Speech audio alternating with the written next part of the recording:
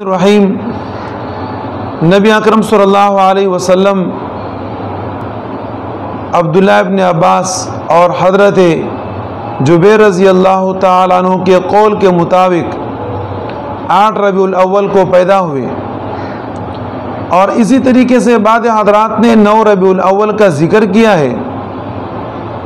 وہ اس مناسبت سے کہ دن 8 ربیع الاول کا تھا اور شب 9 ربیع الاول کی تھی۔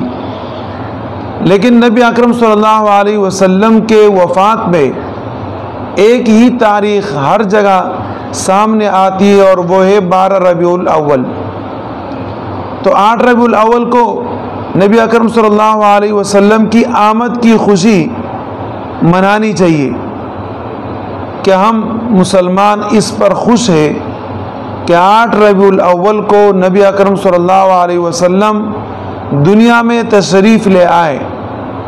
لیکن اسی 8 تاریخ کے ساتھ صرف خوشی کو خاص کرنا یہ سمجھ سے بالا تر بات ہے۔ اس کی وجہ یہ ہے کہ نبی اکرم صلی اللہ علیہ وسلم قیامت تک کے نبی ہے، اور نبی علیہ السلام کے بعد کسی نبی نے آنا نہیں، تو لہذا نبی علیہ السلام کی خوشی وہ ایک دن کے ساتھ خاص نہیں ہے، بلکہ قیامت تک اور مابعد قیامت تک خاص ہے، ہمیشہ چلتا رہے گا۔ نبی اکرم صلی اللہ علیہ وسلم کی پیدائش کی تاریخ پہ نبی علیہ السلام کی پیدائش کے حالات بیان کرنا وہ بھی اس 8 ربیع الاول کے ساتھ خاص نہیں ہے۔ ایک ہوا کرتی ہے صورت، دوسری ہوا کرتی ہے سیرت۔ تو نبی اکرم صلی اللہ علیہ وسلم کی سیرت مبارکہ وہ زندگی بھر کے لیے ہے، وہ 8 ربیع الاول کے ساتھ نہیں ہے، یا 12 ربیع الاول جیسے کہ لوگوں نے مشہور کیا ہے اس کے ساتھ خاص نہیں ہے، بلکہ ہمیشہ نبی اکرم صلی اللہ علیہ وسلم کی سیرت کو بیان کرنا چاہیے۔ لیکن ہمیں یہاں کا افسوس ہوتا ہے کہ نبی علیہ السلام کے ایک مکمل تاریخ کو، مکمل حالات کو اور مکمل زندگی کو 12 ربیع الاول کے ساتھ خاص کر کے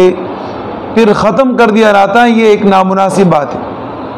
اب جب ہم یہ بات کرتے ہیں تو لوگ سمجھتے ہیں کہ شاید نبی اکرم صلی اللہ علیہ وسلم کی پیدائش پر یہ لوگ خوشی نہیں مناتے، جبکہ غلط بات ہے۔ یہ ہمارا ایمان ہے، ہمارا عقیدہ ہے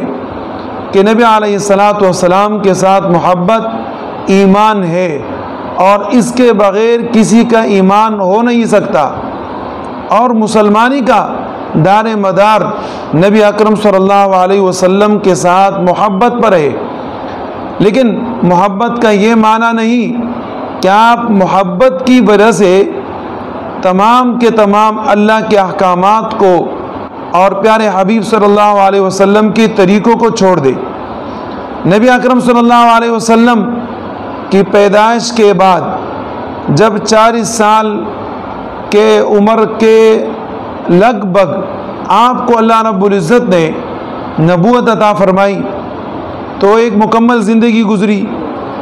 پھر اس کے بعد صحابہ کرام رضوان اللہ تعالی علیہم اجمعین کی زندگی گزری، اور پھر اس کے بعد تابعین اور تبع تابعین کی مکمل زندگیوں کو ملا کے 200 سال کی زندگی گزری، لیکن کسی نے نبی علیہ السلام کی پیدائش پر میلاد نہیں بنایا۔ اس دن کے ساتھ خاص کر کے نبی علیہ السلام کی پیدائش کی تاریخوں کو بیان نہیں فرمایا، بلکہ ہمیشہ کے لیے بیان کرتے رہے۔ اسی طریقے سے 600 ہجری تک اس قسم کی کوئی بات نہیں تھی۔ اللہ رب العزت نے نبی اکرم صلی اللہ علیہ وسلم کو کامل اور مکمل دین عطا فرمایا، اور اسی پر اللہ رب العزت نے ارشاد فرمایا، الیوم اکملت لکم دینکم واتممت علیکم نعمتی ورضیت لکم الاسلام دینا، کہ جو دین اللہ نے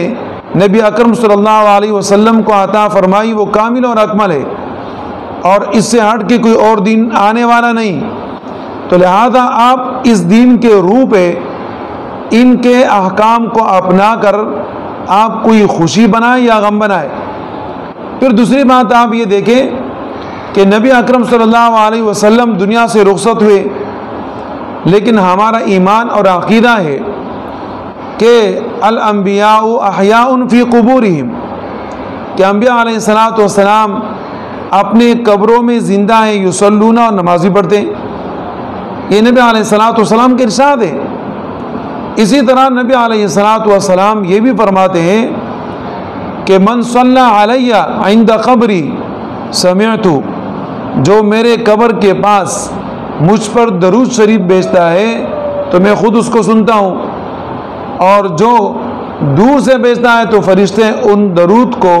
میرے پاس پہنچاتے ہیں۔ تو دیکھیں نبی علیہ الصلوۃ والسلام اس زندگی میں تھے، پھر اس زندگی سے قبر کی زندگی کی طرف منتقل ہو گئے، جیسے کہ تمام خلائق نے اس دنیا سے قبر کی طرف جانا ہے اور پھر قبر سے اللہ رب العزت کے سامنے پیشی ہے۔ تو اسی طریقے سے نبی اکرم صلی اللہ علیہ وسلم ایک دن کے نبی نہیں ہیں، بلکہ ہمیشہ کے نبی ہیں،